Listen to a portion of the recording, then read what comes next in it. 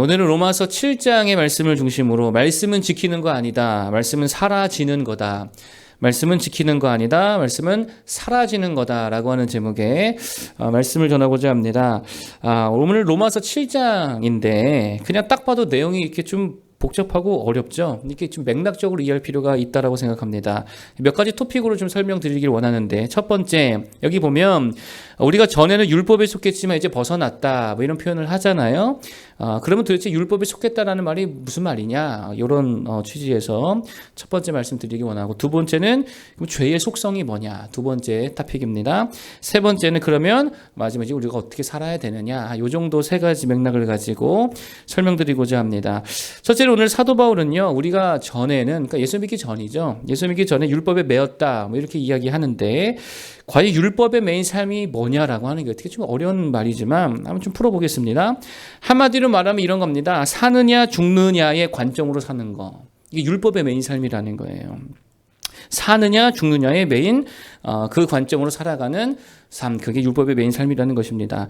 율법이 뭡니까? 하나님께서 최초로 아담에게 주신 율법이 있잖아요. 거기 보면 이게 율법의 우리가 속성을 알 수 있는데, 그게 뭐냐? 선악과 먹으면 죽고 안 먹으면 산다는 거예요. 지키면 살고 못 지키면 죽는다. 이게 율법이죠. 이렇게 하면 죽어, 저렇게 하면 살아. 이게 율법의 취지라는 것입니다. 십계명도 마찬가지고 모세 율법 다 똑같은 구조라는 거예요. 이렇게 하면 살고 저렇게 하면 죽는다는 거예요. 그러니까 율법으로 사는 삶의 방식은 언제나 이런 식의 접근이라는 것입니다. 죽기 싫으면 너 이렇게 해라. 살고 싶으면 저렇게 해라. 라고 하는 거라는 거예요. 그래서 구약 성경에 보면 율법 어기면 다 어떻게 합니까? 죽여버려요. 죄 지으면 죽여버립니다. 안식일 범해도 어떻게 했어요? 죽여버리죠. 간음해도 죽여버리죠. 또 내가 죽지 않으면 송아지를 죽이든가, 뭐 양을 잡아 죽이든가, 염소를 대신 잡아 죽이든가, 하여튼 죽이는 거예요. 그러니까 죽기 싫으면 똑바로 해. 이게 율법이거든요. 그래서 율법주의가 뭐냐? 율법주의는 이겁니다. 살기 위해서 계명 준수하는 거예요. 벌 받기 싫어서, 저주 받기 싫어서, 망하기 싫어서, 죽기 싫어서 법 지키는 거, 망하기 싫어서 말씀 지키는 거, 이게 율법주의적 신앙생활이다라는 것입니다. 지금도 이런 거 되게 많이 있지요. 지금도 율법에 얽매여서, 그러니까 이게 율법적으로, 그러니까 아직도 좀 옛습관이라고 할 수 있을까요? 그리고 율법에 얽매여서 신앙생활 하는 성도가 되게 많이 있다는 거예요. 그게 뭡니까? 이렇게 하면 축복이고 저렇게 하면 뭐 고난이고, 이런 식의 접근으로 신앙생활을 하는 거죠. 율법이랑 똑같습니다. 사느냐 죽느냐, 복이냐 저주냐. 하나님께 혼나기 싫어서 주의를 지키고, 저도 예전에 그런 적이 있거든요. 주일 한번 빠졌더니 줄 빠지고 그 PC방 게임 대회 나갔더니 손가락 부러진 적 있다 그랬잖아요. 그러니까 그게 무서워서 주의를 지키는 거야. 또 나 주의를 못 지키면 또 다치겠다. 뭐 이런 거죠. 뭐 그러니까 망하기 싫어서 기도 열심히 하고, 성공하고 싶어가지고, 뭐 결혼 잘하고 싶어가지고, 뭐 사업 잘 되고 싶어가지고, 또 가진 재물 잘 지키고 싶어가지고 빼앗기기 싫어서 신앙생활 잘하는 거. 이게 뭐라고요? 율법에 얽매인 삶이라는 거예요. 능력 없습니다. 여러분, 그런데 지금 사도 바울은 뭐라고 해요? 그런 방식의 삶에서 벗어나라는 거예요. 자유롭게 되었다는 거예요. 그래서 뭐라고 말하냐? 율법에 대해 죽었다는 거예요. 이제 율법과 우리 상관없다는 거예요. 사느냐 죽느냐 문제로 살지 말라는 거예요. 그게 4절입니다. 읽어보겠습니다. 4절 시작. 그러므로 내 형제들아, 너희도 그리스도의 몸으로 말미암아 율법에 대하여 죽임을 당하였으니 이는 다르니 곧 죽은 자 가운데 살아나신 이에게 가서 우리가 하나님을 위하여 열매를 맺게 하려 함이라. 아멘. 율법에 대해 뭐 했다고요? 죽었대요. 또 6절 보겠습니다. 시작. 이제는 우리가 얽매였던 것에 대하여 죽었으므로 율법에서 벗어났으니 이러므로 우리가 영의 새로운 것으로 섬길 것이요 율법 때문에 묵은 것으로 아니할지니라. 아멘. 율법에 대해 뭐 했다고요? 죽었다는 거예요. 그리스도의 몸으로 말미암아 율법에 대해 죽임을 당하였나니, 무슨 말입니까? 접근 방식이 달라져야 된다는 거예요. 사느냐 죽느냐 여기서 벗어나라는 거예요. 뭐 축복이냐 저주냐 이런 접근의 신앙생활 이제는 하지 말라는 거예요. 그럼 이제 어떤 접근의 삶이 되어야 된다는 것입니까? 4절 하반절에 이미 답이 나왔죠. 4절 하반절. 자, 죽은 자 가운데서 시작. 죽은 자 가운데 살아나신 이에게 가서 우리가 하나님을 위하여 열매를 맺게 하려 함이라. 아멘. 누구를 위하여? 하나님을 위하여 뭐를 맺게 하려 함이라? 열매를 맺게 하려 함이라. 여러분 잘 보세요. 전에는요, 나를 위해 열매 맺는 삶이었잖아요. 내가 사느냐 내가 죽느냐. 근데 여기 관점이 있었다고. 그러니까 사느냐 죽느냐 이게 주요 관심이죠. 그러니까 나를 위하여 사니까. 그런데 이제 예수 안에서 복음 안에서 그 은혜 안에서 이게 바뀌었다는 거예요. 어떻게 해요? 이제 내가 아닙니다. 내가 사느냐 죽느냐가 중요한 게 아니에요. 뭐가 중요한 거예요? 하나님을 위하여 내가 어떻게 열매를 맺을까? 얼마나 더 많은 열매 맺을까? 이렇게 바뀌어야 된다는 거예요. 사느냐 죽느냐의 관심이 이제 아니라는 것입니다. 왜 그렇습니까? 이미 예수님께서요, 이거는 다 이뤄 놓으셨기 때문이에요. 예수님께서 이미 우리의 생명을 다 이뤄 놓으신 줄로 믿으시기 바랍니다. 내일 보겠지만 8장 1절에 뭐라 그래요? 되게 중요한 선언입니다. 8장 1절. 시작. 그러므로 이제 그리스도 예수 안에 있는 자에게는 결코 정죄함이 없나니. 가능성이 없어요. 결코 정죄함이 없어. 아예 없어졌어. 너희가 이제 죽을 가능성은 없는 거야. 무조건 생명의 삶이 보장된 거야. 사느냐 죽느냐의 관점에서 벗어나라는 거예요. 그러니까 이제 이렇게 살면 살까? 저렇게 살면 살까? 이러면서 살 필요 없다는 거예요. 이미 구원과 생명은 뭐 한 거라고요? 완성된 거예요. 받은 거예요.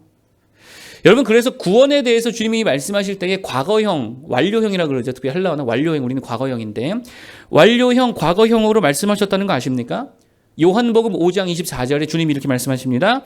내가 진실로 너희에게 이르노니 내 말을 듣고 또 나 보내신 자를 믿는 자는 영생을 얻었고, 완료형이고 과거형이거든요. 영생을 이미 얻었고, 사망에서 영생을 이미 얻었고 심판에 이르지 아니하나니 사망에서 생명으로 옮겼느니라. 옮겨질 것이다. 영생을 얻을 것이다. 이렇게 말씀하지 않습니다. 영생을 얻었고 옮겨졌다라고 이미 완료형으로 선언하고 있다는 거예요. 무슨 말이에요? 이제 사느냐 죽느냐의 관점에서 벗어나라는 거예요.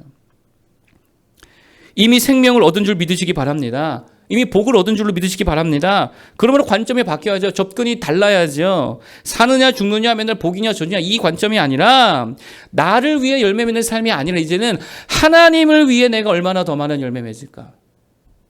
이 관점으로 살아야 된다는 거예요. 그럼 결국 하나님을 위해 열매 맺는 삶이 뭡니까?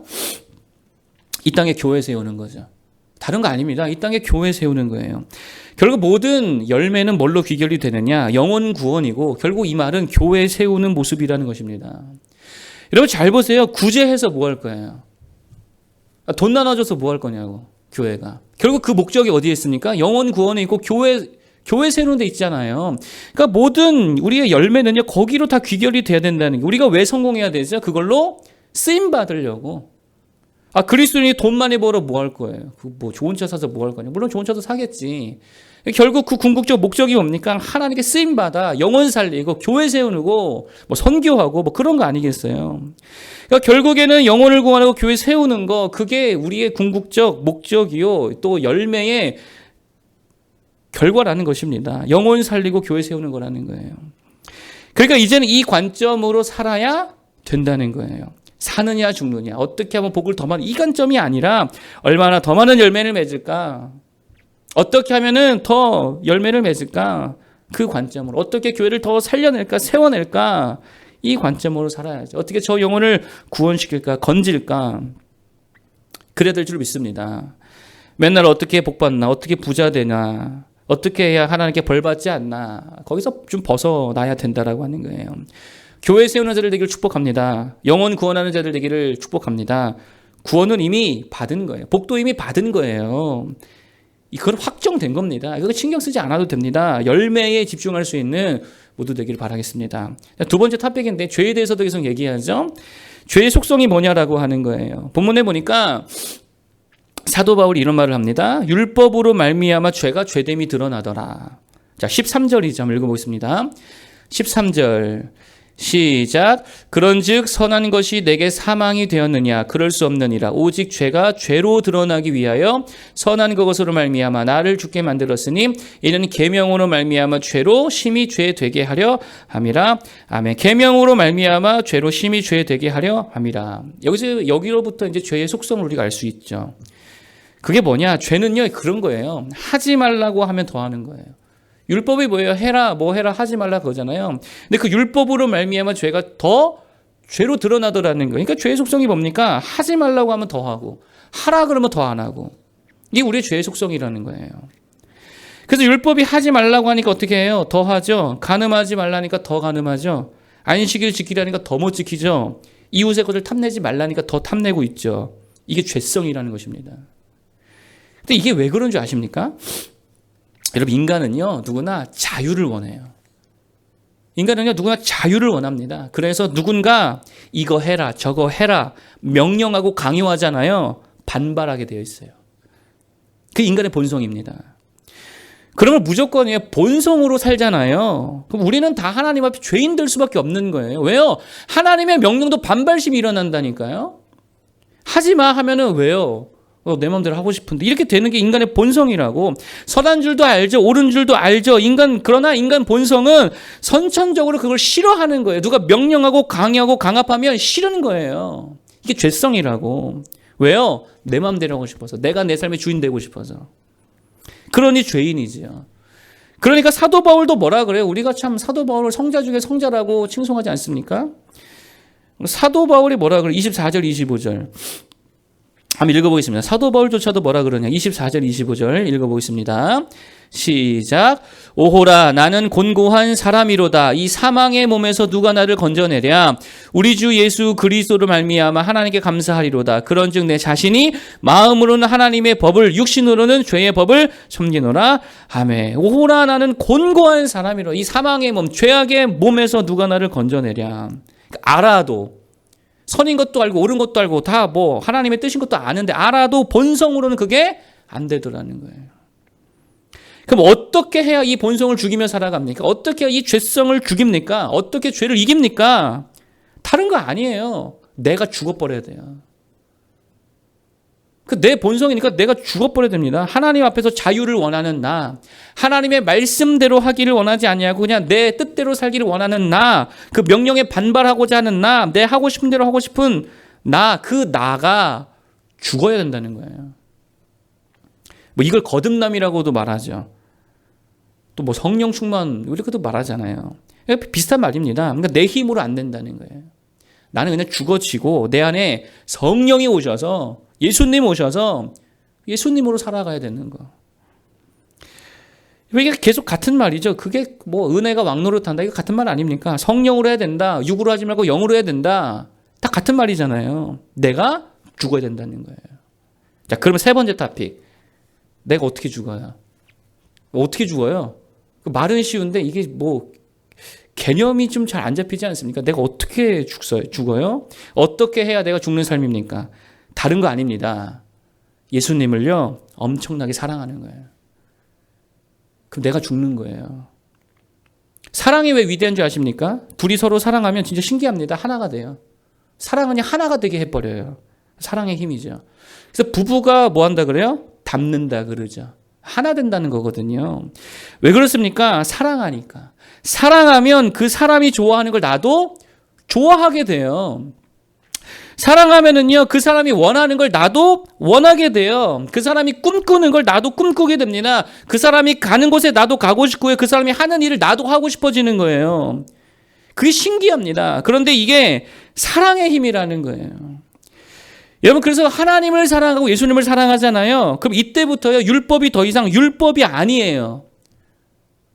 그냥 내 삶의 원칙이 되고 내 삶의 원리가 되고 내 삶이 되는 거예요. 왜요? 하나님 사랑하니까. 하나님의 계명이 그냥 내 계명과 이게 동기화가 돼버리는 거예요.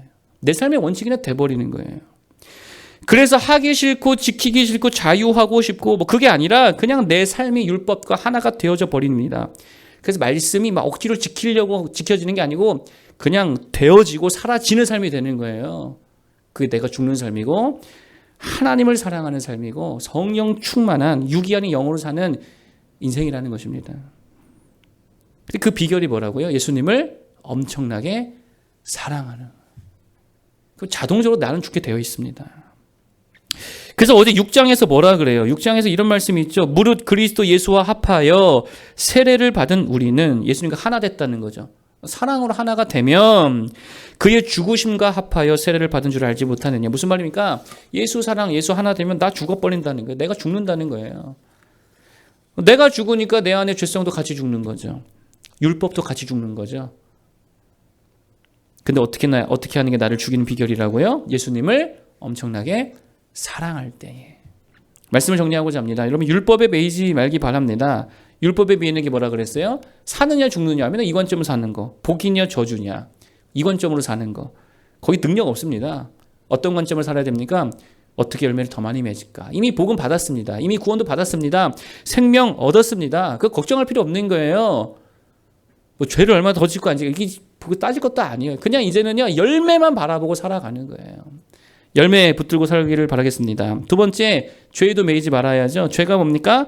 하라는 거 더 안 하고 하지 말라는 거 더 하는 거. 이게 죄성이잖아요. 왜요? 자유를 원하니까. 간섭하지 말라는 거죠. 하나님께도 간섭하지 마십시오. 이게 죄성이라고. 내 맘대로 하고 싶으니까. 근데 내 맘대로 하면 그거 망하는 거예요. 그럼 어떻게 살아야 되느냐? 내가 죽어야 돼. 죄성이 죽어야죠. 죄도 죽고 율법도 죽고. 그러면 어떻게 나를 죽이느냐? 다른 거 아닙니다. 예수님을 사랑하는 거. 그러면 그냥 내 인격과 하나님의 말씀이 동기화가 되어지더라라는 것이죠. 그래서 억지로가 아니라 말씀이 되어지고 사라지게 되더라라는 것입니다. 그런 능력의 삶을 살아갈 수 있는 열매 맺는 우리 모두가 되기를 축복합니다. 기도하겠습니다.